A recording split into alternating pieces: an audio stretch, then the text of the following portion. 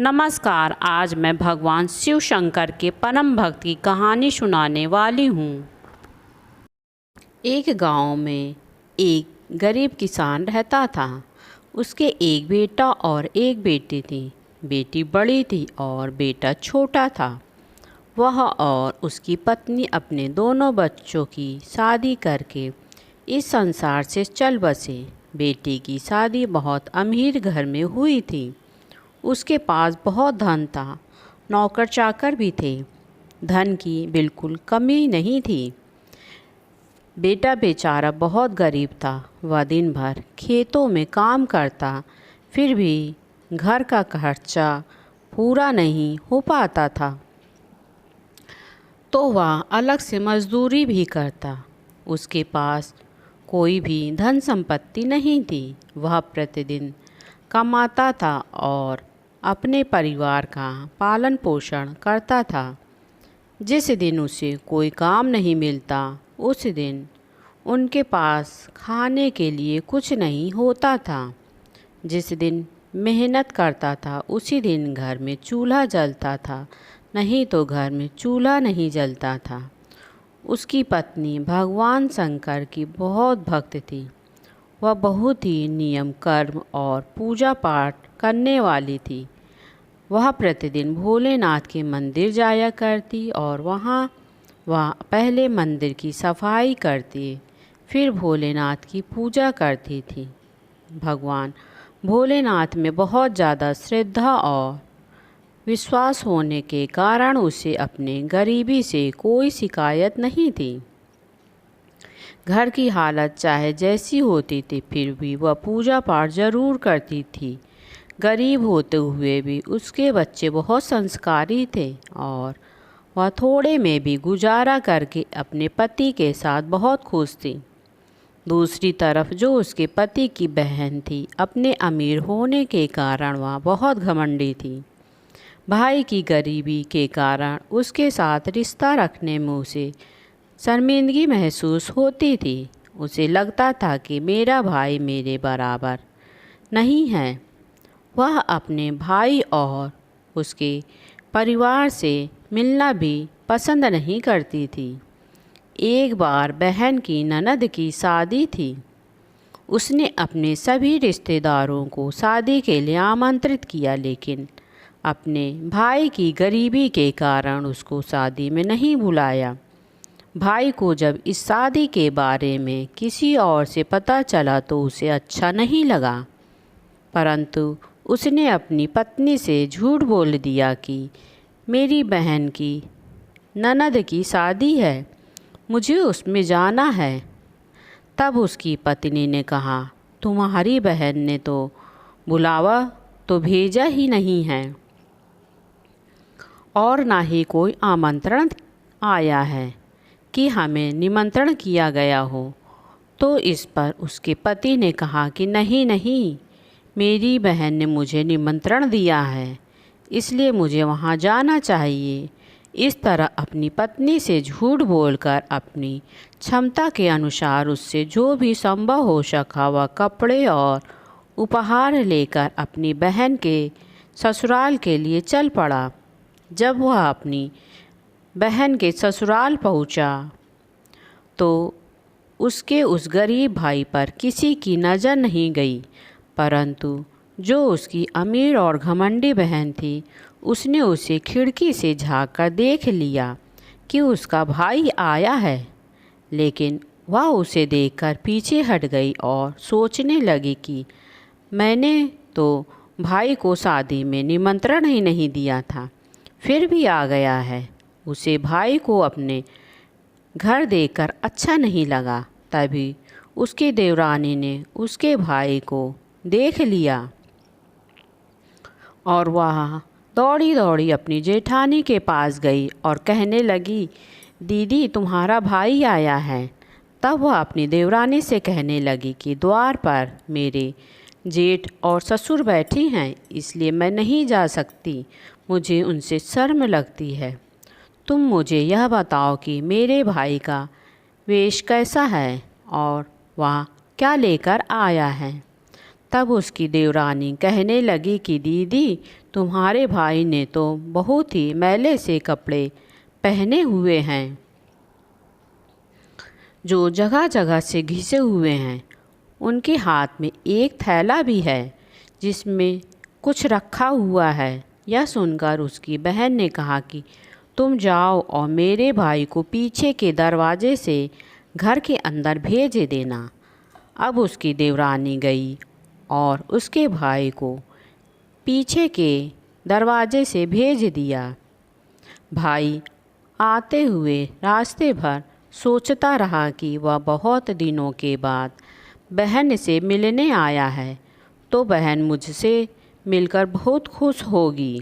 लेकिन पैसे के घमंड में अंधी बहन ने भाई की भावनाओं को नहीं समझा और भाई के अंदर आने पर उसने भाई को पानी तक नहीं पूछा, न ही बैठने को कहा।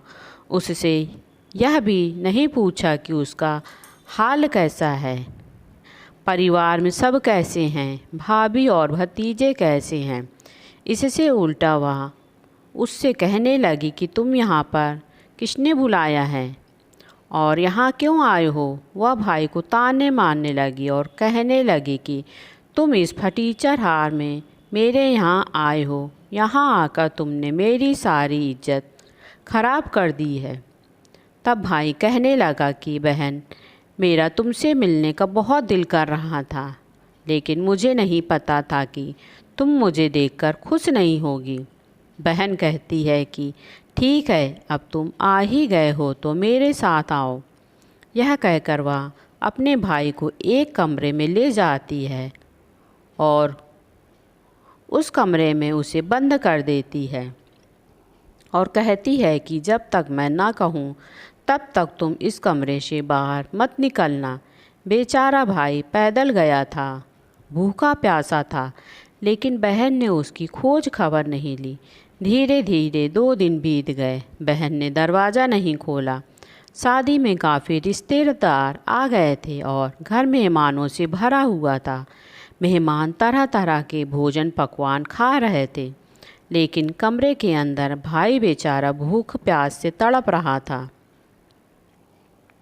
जब उसे नहीं रहा गया तो उसने दरवाजे को ज़ोर ज़ोर से धक्का देने लगा। दरवाज़ा धक्का देने की आवाज़ सुनकर उसकी बहन के भांजे की बहू ने दरवाज़ा खोल दिया और वहाँ बिना अपने बहन से मिले, वह बिना किसी को कुछ बताए चुपचाप पीछे के रास्ते से बाहर निकल गया।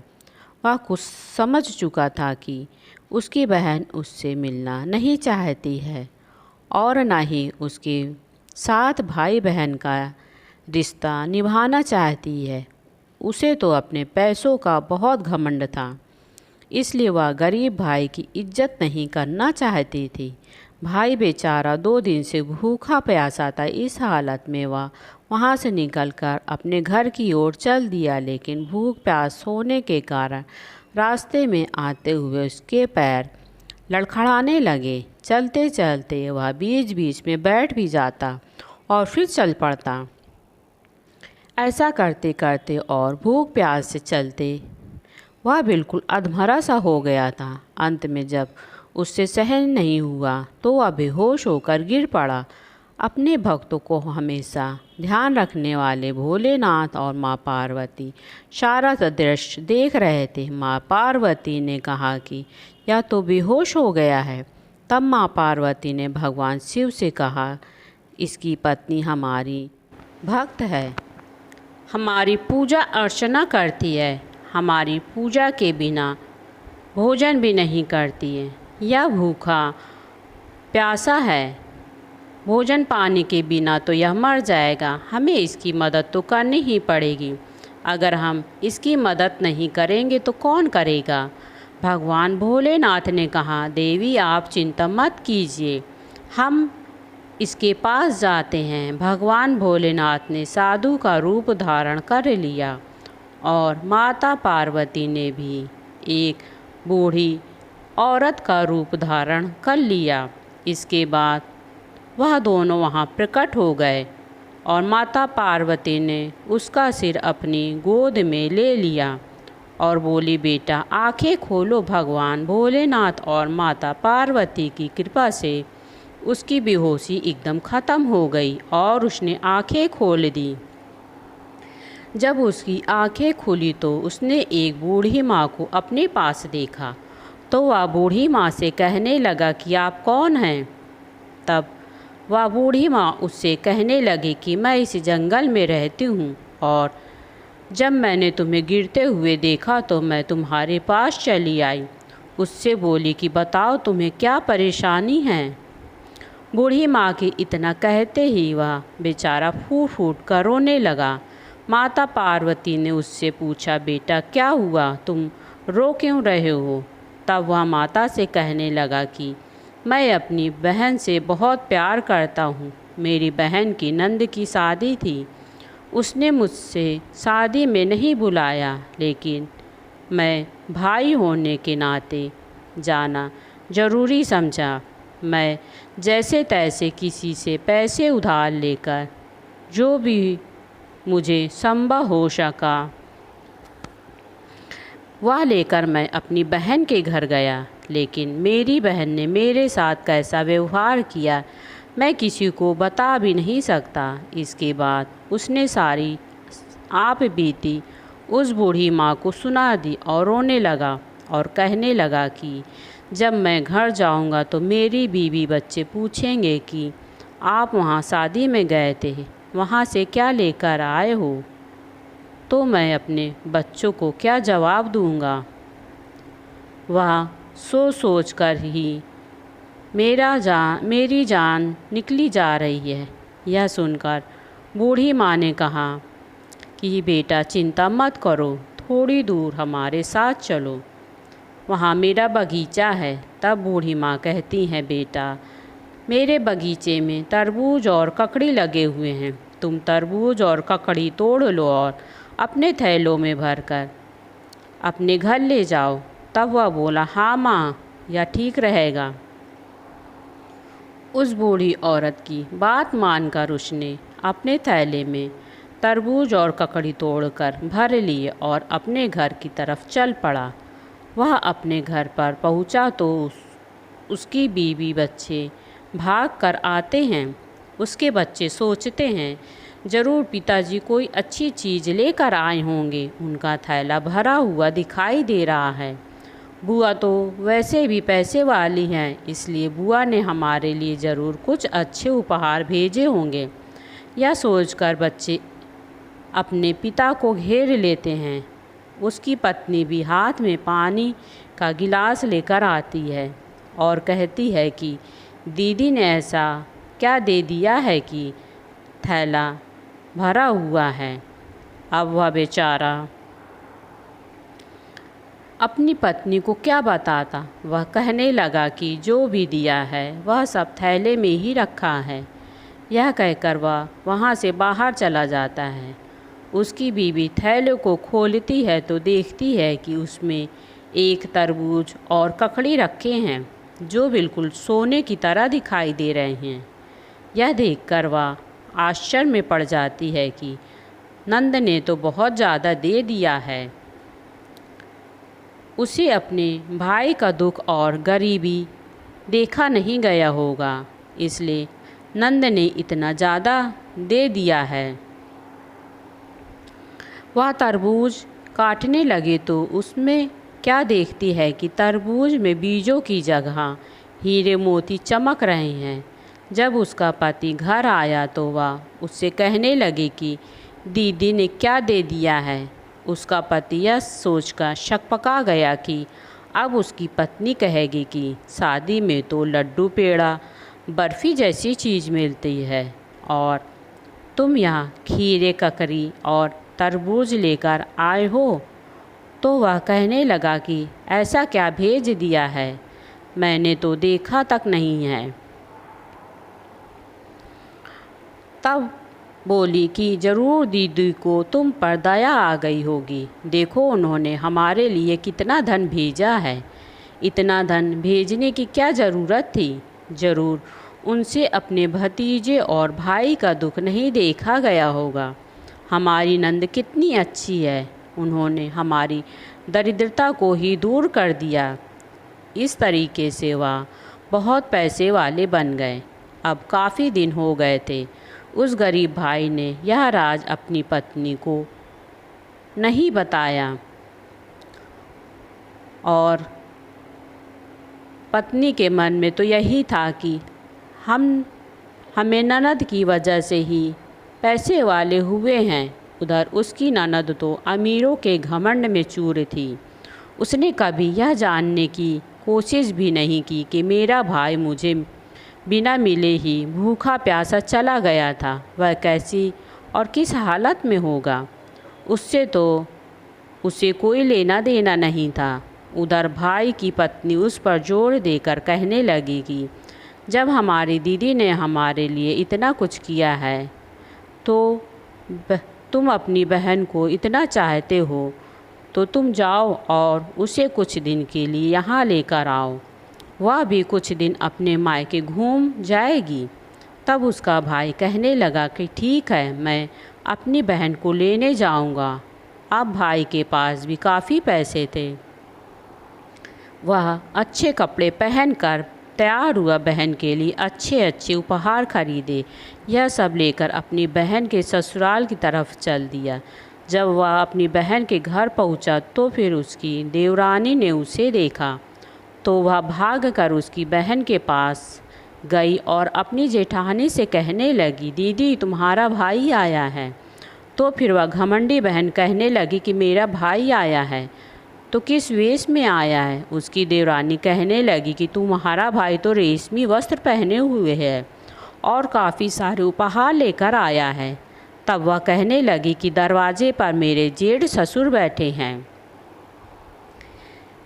इसलिए अपने भाई से मिलने मैं ही जाऊंगी। और बहन दरवाजे पर आती है और भैया भैया कर अपने भाई को घर के अंदर ले जाती है और उसका आदर सत्कार करती है। यह देखकर उसका भाई सोचने लगा कि बहन में कितना बदलाव आ गया है। जब मेरे पास कुछ नहीं था तो बहन ने मुझे पानी तक नहीं पूछा और आज मेरे पास धन दौलत है तो मेरी बहन कितनी खातिरदारी कर रही है। लेकिन उसने यह सब मन में ही रखा। फिर वह अपनी बहन से बोला कि बहन, तेरी भाभी बहुत जिद कर रही है और कुछ दिन के लिए तुझे वह बुला रही है। बहन बोली, हाँ भाई, मुझे भी अपने मायके गए हुए बहुत दिन हो गए हैं, मैं भी चलने के लिए तैयार हूँ। वह मायके जाने के लिए तैयारी करने लगती है। जब घमंडी बहन अपने भाई के घर आती है तो अपने भाई का घर परिवार और उसकी शान और शौकत देखकर उसकी आंखें फटी की फटी रह जाती हैं। उसकी भाभी उसका बहुत आदर सत्कार करती है और उसकी सेवा करती हैं, क्योंकि उसे तो यही लगता था कि अपनी ननद की वजह से वह इतने अमीर हुए हैं, पैसे वाले हुए हैं और उनके दुख के भी दिन बीत गए हैं। वह तो इसका सारा श्रेय अपनी ननद को ही देती थी। वह मन से यही मानती थी कि मेरी इस ननद ने हमारी मदद की है, इसी ने हमें सोने के तरबूज और हीरे मोती भेजे थे। आज अगर मेरी ननद धन नहीं भेजती तो हम ऐसे ही गरीब रहते। यह सोचकर अब वह अपनी ननद की हर मुराद पूरी करती है। उसकी ननद जो भी कहती कि मुझे यह साड़ी खरीदनी है और यह मुझे लेना है, वह हर फरमाइश करती पूरा। उसकी भाभी उसे वही दिलवा देती और बहुत खुश होती कि चलो, मैं अपनी ननद की फरमाइश तो पूरी कर रही हूँ। अब ननद का वापस अपने ससुराल जाने का समय आ गया तो भाई बोला, बहन को विदा तो करना ही है, लेकिन मैं बहन के लिए एक जोड़ी जूती बनवाना चाहता हूँ। वह एक मोची के पास गया और मोची से कहने लगा कि भैया, एक जोड़ी बोलने वाली जूती बना दो। मोची बोला, ठीक है, मैं बना देता हूँ। मोची ने कहा कि भैया, बोलने वाली जूती बनाने के लिए 1-2 दिन का समय लगेगा। उसने कहा, ठीक है, वह घर गया और अपनी बहन से कहने लगा कि बहन, 1-2 दिन और रुक जाओ, फिर तुम चली जाना। 1-2 दिन तो तुम और रुक ही सकती हो, तब तक जूती भी बनकर आ जाएगी। उसकी बहन बोली, भैया मैं रुक जाऊंगी। 2 दिन बाद जब जूती बनकर आई तो उसे देखकर बहन बहुत खुश हुई। जूती पर बहुत मीनाकारी और कढ़ाई की हुई थी, उस पर हीरे मोती लगवाए हुए थे। यह देखकर बहन बहुत प्रसन्न हुई। जब वह जूतियाँ पहनती तो उस जूती में से आवाज़ आती कि गरीब का कोई रिश्ता नहीं होता, गरीब का कोई रिश्तेदार नहीं होता। बहन भाई का रिश्ता भी अमीरी और गरीबी का होता है। और बहन ने तो भूखे प्यासे भाई को घर से लताड़ दिया। जब भी वह जूती पहनते, जूती में से आवाज़ आती कि गरीब का कोई रिश्ता नहीं होता। इसी तरह से जूती तरह तरह की बातें बनाती। जूती की यह बात उसकी भाई की पत्नी ने सुन ली। वह अपने पति से कहने लगे कि यह जूती क्या कह रही है, मेरी तो कुछ समझ में नहीं आ रहा है। तब उसका पति कहने लगा कि यह तो जूती है, जैसी मोची ने बना दी वैसी बन गई, लेकिन यह क्या कह रही है यह मुझे नहीं पता। बहन का अपने घर के विदा होकर जाने का समय आ गया। जब बहन विदा होकर जाने लगी तो उसको भी महसूस होने लगा कि उसके भाई और भाभी ने उसके साथ अच्छा बर्ताव किया है। अब उसने अपने किए पर थोड़ा पछतावा भी हो रहा था। जब बहन विदा होकर चलने लगी तो उसने फिर से वही जूती डाली। जैसी ही वह चलने लगी, जूती बोलने लगी कि गरीब का कोई रिश्ता नहीं होता, गरीब का कोई रिश्तेदार नहीं होता। बहन भाई का रिश्ता भी अमीरी और गरीबी का होता है। और बहन ने तो भूखे प्यासे भाई को घर से लताड़ दिया। अमीर बहन और गरीब भाई का कोई रिश्ता नहीं होता, कोई रिश्तेदार नहीं होता। अब बहन के दिल में भी पछतावा होने लगा कि मैंने अपने भाई के साथ कैसा बर्ताव किया और इतना कुछ होने के बाद भी यह लोग मेरे साथ इतना अच्छा बर्ताव कर रहे हैं। अब उसके दिल में इस बात को लेकर बहुत पछतावा था और वह अपने ससुराल आ गई। उसकी भाभी अपने पति से कहने लगी कि ज़रूर कोई बात है जो तुम मुझसे छुपा रहे हो। तब उसका पति बोला कि मैंने तुझसे कोई बात नहीं छुपा रहा हूँ। वह बोली, नहीं नहीं, तुम मुझसे ज़रूर कुछ छुपा रहे हो। वह जिद करने लगी कि उन जूतियों का क्या राज है, वह मुझे भी बता दीजिए। तब उसके पति ने बताया कि जब हमारे पास कुछ नहीं था, मेरे कपड़े भी फटे पुराने थे, जब मैं अपनी बहन के घर उसकी ननद की शादी में गया तो बहन ने मेरा कोई भी आदर सत्कार नहीं किया। मेरी बहन ने मुझे एक गिलास पानी तक नहीं पूछा और मुझे एक कमरे में बंद कर दिया था। मैं 2 दिन तक भूखा प्यासा कमरे में बंद पड़ा रहा और उसके बाद मेरी बहन की भांजे की बहू ने कमरा खोला। मैं वहाँ से निकल भागा। वहाँ से निकलने के बाद मेरे मन में बार बार यही बात आ रही थी कि अमीर गरीब का कोई रिश्ता नहीं होता, चाहे वह बहन और भाई का ही क्यों ना हो।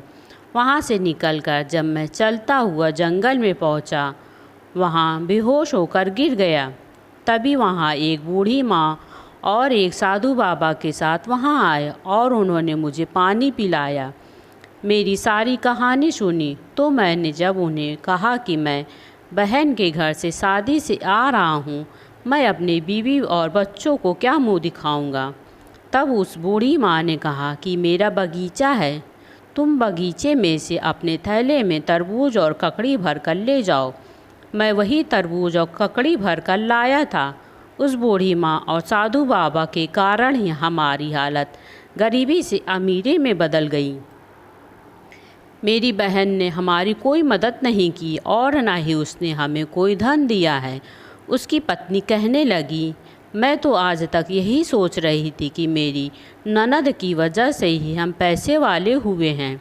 वह बूढ़ी माँ और साधु बाबा जो आपको जंगल में मिले थे, अवश्य ही भगवान शंकर और माँ पार्वती थे, जिनकी मैं पूजा करती हूँ। भगवान शंकर और माता पार्वती ने ही तुम पर अपनी कृपा की है।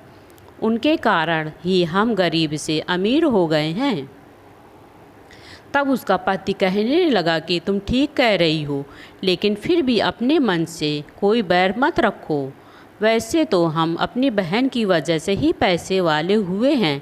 अगर वह मुझे घर से ना निकालती, मेरा निरादर न करती और मुझे भूखा न रखती, तो मैं उसके ससुराल से नहीं भागता, और तब शायद हम भगवान शिव और माता पार्वती की कृपा भी नहीं होती। किसी न किसी रूप में यह सब जुड़ा हुआ तो मेरी बहन से ही है। हम पैसे वाले हुए हैं। वह अपनी पत्नी को समझाने लगा, कहने लगा कि मेरी बहन के प्रति तुम अपने मन में दुर्व्यवहार मत रखना, उसके साथ कोई भी ऐसा बर्ताव मत करना, क्योंकि उसे यह महसूस हो कि जैसा उसने मेरे साथ किया हमने भी वैसे ही किया। पत्नी कहने लगी, आप चिंता ना करें, ऐसा कभी नहीं होगा। भगवान ने हमें जितना कुछ दिया है कि हम दूसरों की भी मदद कर सकें, लेकिन हम अपनी गरीबी के दिन नहीं भूले। अगर बहन ने ऐसा किया है तो वह उसकी सोच है, हम हमेशा उनका आदर सत्कार करेंगे। वह जब भी अपने मायके आएंगी तो वह जो कहेंगे हम उसे वही उपहार देंगे। उस दिन के बाद उन दोनों का भगवान शंकर और माता पार्वती के प्रति श्रद्धा और विश्वास बहुत बढ़ गया और वह उनकी भक्ति में लीन रहने लगे। उनको समझ आ गया था कि मनुष्य को भगवान पर विश्वास रखकर धैर्य धारण करने की आवश्यकता है। भगवान स्वयं अपने भक्तों का ध्यान रखते हैं और उनके कष्टों का निवारण भी करते हैं। भगवान अपने भक्तों को कभी अकेला नहीं छोड़ते। दोस्तों, अगर आपको कहानी अच्छी लगी हो तो मेरे चैनल को लाइक करें और सब्सक्राइब करें और अपने दोस्तों के साथ शेयर करें। कहानी सुनने के लिए आपका बहुत बहुत धन्यवाद।